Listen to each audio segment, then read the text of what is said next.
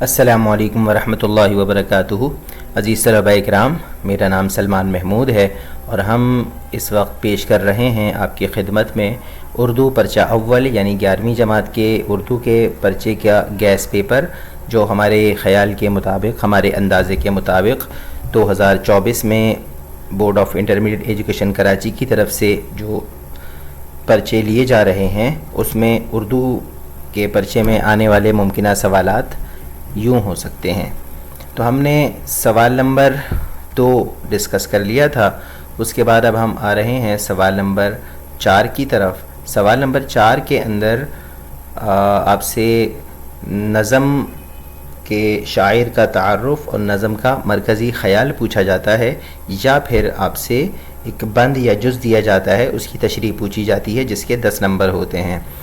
यहाँ पे अलिफ़ और बा में आपसे सवाल पूछा जाता है, 10 नंबर को तक़सीम किया जाता है अलिफ़ और बा के ऊपर। अलिफ़ में आपके पास जो नंबर होते हैं वो होते हैं 3, और मरकज़ी ख़याल दुरुस्त तहरीर करने के आपके पास नंबर होते हैं 7 और 3 मिलाकर आपके 10 नंबर बन जाते हैं। आगे चलते हैं। मुमकिना तौर पर सवाल नंबर 4 में जो नज़में आ सकती हैं वो इस वक्त आपके सामने मौजूद हैं। दास्तान तैयारी में बाग़ की ये नज़म आ सकती है, मशहूर नज़म है। इसके पीछे एक पूरी कहानी है। उस कहानी में 2 मरकज़ी किरदार हैं, परी और शहज़ादा के, और इसको आपने अपनी दरसगाहों में पढ़ लिया होगा, नहीं पढ़ा होगा तो मेरे यूट्यूब चैनल के ऊपर इसकी जो इसके हवाले से मालूमात हैं और मरकज़ी ख़याल हैं वो आपको मिल जाएगा। दूसरे नंबर पे मर्द मुसलमान हैं, मशहूर शायर अल्लामा इकबाल, जिन्हें शायर मशरिक़ कहा जाता है, उनकी तहरीर करदा नज़म है। इस नज़म में उन्होंने मुसलमानों के हवाले से बताया है कि किन खुसूसियात का हामिल मुसलमान को होना चाहिए। इसका भी मरकज़ी ख़याल और शायर का तारुफ़ आपको मेरे यूट्यूब चैनल के ऊपर मिल जाएगा, आप उसको सर्च कर सकते हैं। तीसरे नंबर पे हमारे पास जो अहम तरीन गज़ल है जो आ सकती है वो है चुप की दात, मौलाना अल्ताफ़ हुसैन हाली। किसी से इनका तारुफ़ ढका छुपा नहीं है। हमने इनके बारे में एक मुस्तकिल वीडियो अपने YouTube चैनल के ऊपर अपलोड की हुई है। आप इनको उस वीडियो को तलाश करके इनका तारुफ़ और इनकी नज़म का मरकज़ी ख़याल आप जान सकते हैं। मशहूर शायर जो मज़ाहिया शनाख्त रखने वाले हैं अनवर मसूद साहब, उनकी नज़म आखिर में यहाँ पर दी गई है, साइड इफ़ेक्ट्स जिसका उन्वान है। इसमें उन्होंने दर्दकुश गोली के बेजा इस्तेमाल को तनकीद का निशाना बनाया है और तंज़ो मिज़ाह के पैराए को इख्तियार करते हुए उसके नुक़सानात से आगाही दी है। इसका मरकज़ी ख़याल और शायर का तारुफ़ आपको हमारे यूट्यूब चैनल पर मिल जाएगा। बहरहाल आप सवाल नंबर 4 के लिए इन 4 नज़मों की तैयारी कर लें। इन 4 नज़मों में से कोई एक नज़म यकीनन आपके इस साल 2024 के पर्चे इम्तिहान में पूछी जा सकती है। या अगर आप मरकज़ी ख़याल और शायर का तारुफ़ नहीं बयान करना चाहते तो आपके पास board of intermediate education Karachi की तरफ से ऑप्शन दिया गया है कि आप फिर दूसरे ऑप्शन की तरफ आ सकते हैं, जो कि अलिफ़ और बे में पूछा गया है। और दोबारा से मैं आपको बताता चलूँ कि यहाँ पर भी अलिफ़ के 3 नंबर हैं और बे के 7 नंबर हैं। यहाँ पर मुमकिना तौर पर जो है वो एक नज़म का बंद दिया गया है। तारीफ़ में चश्मे को समंदर से मिला दूँ, ज़र्रे की चमक महर मुनव्वर से मिला दूँ, क़तरे को जो दूँ आब तो गौहर से मिला दूँ, ख़ारों को नज़ाकत में गुलेतर से मिला दूँ, गुलदस्ता माना को नए ढंग से बांधूँ, एक फूल का मजमूह तो 100 रंग से बांधूँ। इसमें आपने नज़म का नाम, शायर का नाम और इस जुज़ की तशरीह करनी होगी कि शायर इस जुज़ में क्या बताना चाह रहे हैं। इसके अलावा यहाँ पर आपके पास जो अहम तरीन जुज़ हो सकता है, जो कि अभी गुज़िश्ता कंप्यूटर साइंस के पेपर में भी आया था, वो है हम्द और नात का जो कलाम है वो भी बुनियादी तौर पर नज़म पर मुश्तमिल होता है। उनके बंदों की तशरीहात भी आप याद कर लीजिएगा, तो आपके लिए ये वाला सवाल बिल्कुल परफेक्टली प्रिपेयर्ड हो जाएगा। इसके बाद हम अब आते हैं सवाल नंबर 5 की तरफ। ये भी गुज़िश्ता सवालों की तरह 10 नंबर पर मुश्तमिल है और अलिफ़ और बे करके आपने इसको हल करना है। और इसमें भी पिछले सवालात की तरह हिस्सा अलिफ़ के 3 नंबर हैं और हिस्सा बा के 7 नंबर हैं। 7 3 मिलाकर 10 नंबर बनते हैं। अच्छा, इसमें सवाल नंबर 5 और सवाल नंबर 4 के हल में ایک اہم نقطہ اپنے ذہن میں رکھیے گا کہ اگر آپ نظم کا مرکزی خیال جو کہ سوال نمبر 5 میں آپ سے پوچھا جاتا ہے آپ تحریر کر رہے ہیں تو اوپر جلی عنوان سے آپ نے ہیڈنگ لگانی ہے. مثال کے طور پہ اگر آپ مرد مسلمان کا جو مرکزی خیال ہے وہ تحریر کر رہے ہیں تو آپ مرد مسلمان مارکر سے یا بولڈ کر کے ہیڈنگ آپ لگائیں گے. اسی طریقے سے سوال نمبر 5 میں بھی آپ جو بھی سبق منتخب کر رہے ہیں ان اسباق کا جو عنوان ہے اس کو جلی حروف میں اس کا عنوان یا ٹائٹل بنا کر آپ نے جو ہے اس کو تحریر کرنا ہے.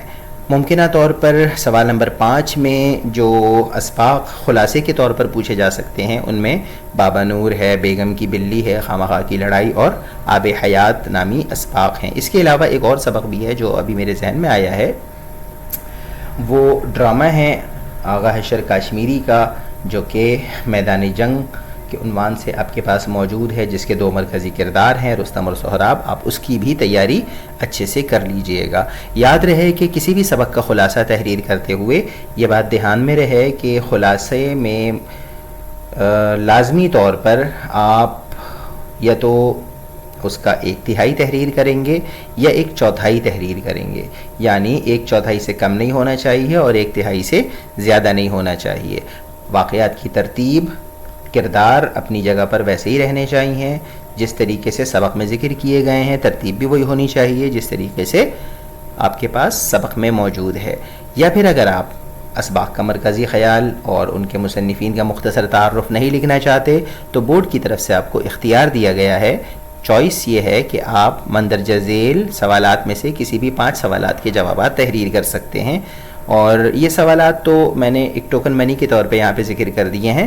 ویسے آپ ان اسباق کے سوالات کی تیاری کر لیجئے گا جن اسباق سے یہ سوالات لیے گئے ہیں. تقریباً ہر سبق سے 1 یا 2 سوال لیے گئے ہیں، اس کو آپ دیکھ سکتے ہیں. جیسے کہ جن نے ملکہ سبا سے متعلق کیا معلومات فراہم کی تھیں. اب یہ ایک سوال یہاں پہ ملکہ سبا والے جو سبق ہے اس میں سے دیا گیا ہے. اب آپ یہاں پہ اس سبق کے سوالات کا مختصر جواب خود سے تیار کر سکتے ہیں. سوال نمبر 2 میں کارونجر پہاڑی سلسلہ کس جگہ پر واقع ہے. اسی طریقے سے رستم نے خدا کے حضور کیا دعا کی تھی اور اس دعا کا کیا انجام ہوا. قومی ہمدردی کے کیا فائدے ہیں، کن باتوں سے زبان کی خصوصیات کو نقصان پہنچتا ہے. کلو جدید لذیذ سے کیا مراد ہے. قدیم دور میں پیٹرول کس طرح استعمال کیا جاتا تھا. چندر پرکاش کے ذہن میں بے ایمانی کا خیال کیسے آیا. مچھلی نے شہزادے کو کیا نصیحت کی. اردو زبان کی ترقی میں پہل کن لوگوں نے حصہ لیا. اس طرح کے سوالات آپ کو یقیناً سوال پڑھ کر اندازہ ہو گیا ہوگا کہ کون سا سوال کس سبق سے لیا گیا ہے. تو اسباق کے سوالات والے پورشن کی طرف جانے کے لیے آپ کو پھر اسباق کے آخر میں دیے گئے سوالات کا درست جواب خود سے تیار کرنا ہوتا ہے، جو کہ مختصر ہونا چاہیے، تفصیلی نہیں ہونا چاہیے. مختصر کا مطلب یہ ہے کہ جتنا سوال پوچھا جا رہا ہے اپنے الفاظ میں آپ اس کا جواب تحریر کر دیں گے تقریباً 5 سے 7 جملوں کے درمیان. اس کے بعد ہمارے پاس اگلا حصہ جو کہ تفصیلی جوابات کے سوالات پر مشتمل ہوتا ہے، اسے حصہ جیم کہتے ہیں.